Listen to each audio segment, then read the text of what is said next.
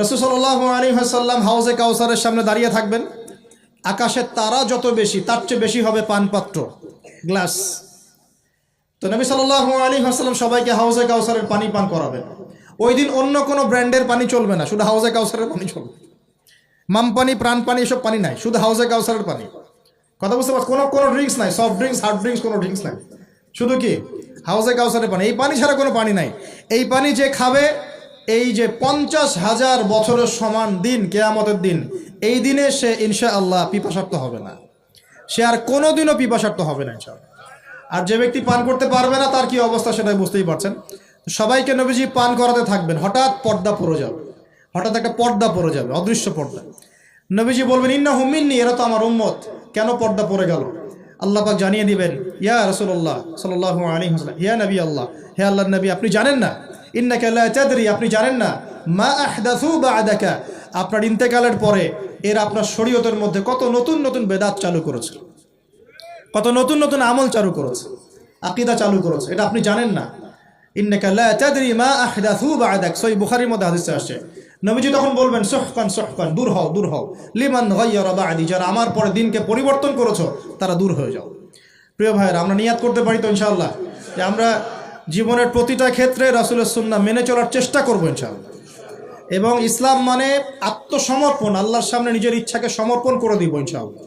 কতটুকু পারবো না পারবো সেটা পরে, আগে আত্মসমর্পণ করব, ইনশাআল্লাহ আল্লাহ পাক রাস্তা দেখাবেন ইনশাআল্লাহ। বিশ্বাস করেন, যে ব্যক্তি চাইবে আল্লাহর কাছে মন থেকে, আল্লাহ আমি নামাজ পড়ছি, মাশাআল্লাহ আমি পর্দা কায়েম করেছি, আমি কোরআন তেলাওয়াত শিখছি, দিনের ফিকির করছি, দিন প্রচারের চেষ্টা করছি, আল্লাহ আমাকে তুমি সুদও ছাড়ার তৌফিক দাও, আল্লাহ অবশ্যই তাকে তৌফিক দেবেন ইনশাআল্লাহ।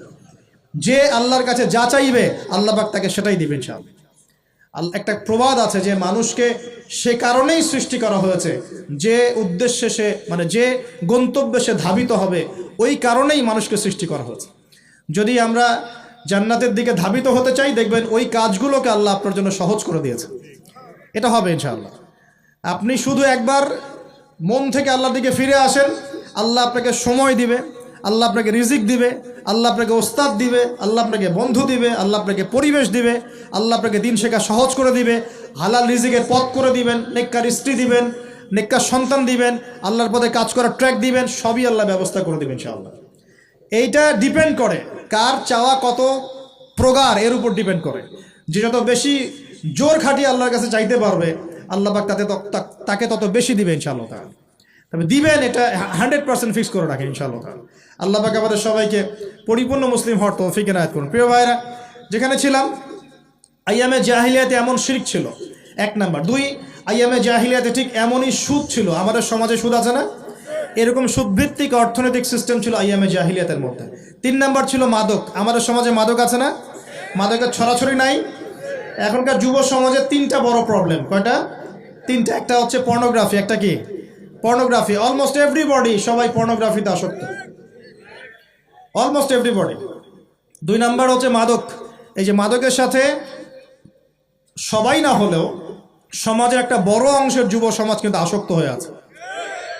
3 নাম্বার হচ্ছে ফ্রি মিক্সিং, মানে নারী পুরুষের অবাধ মেলামেশা। এই সমস্যাগুলো যুব সমাজকে আজকে গ্রাস করে খাচ্ছে।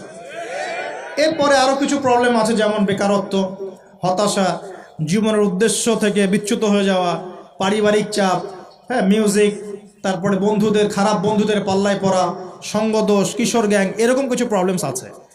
তবে যুবকদের সমস্ত প্রবলেমস সলভ করার জন্য আপনারা অনেক ট্র্যাক দেখাতে পারেন। আমি আমার জায়গা থেকে মাত্র 2টা সলিউশন দেবো। কয়টা ভাই? এই 2টার উপর আমল করেন। 40 দিন আমল করবেন। কয়দিন? প্রেসক্রিপশন করছি, মাত্র 40 দিন।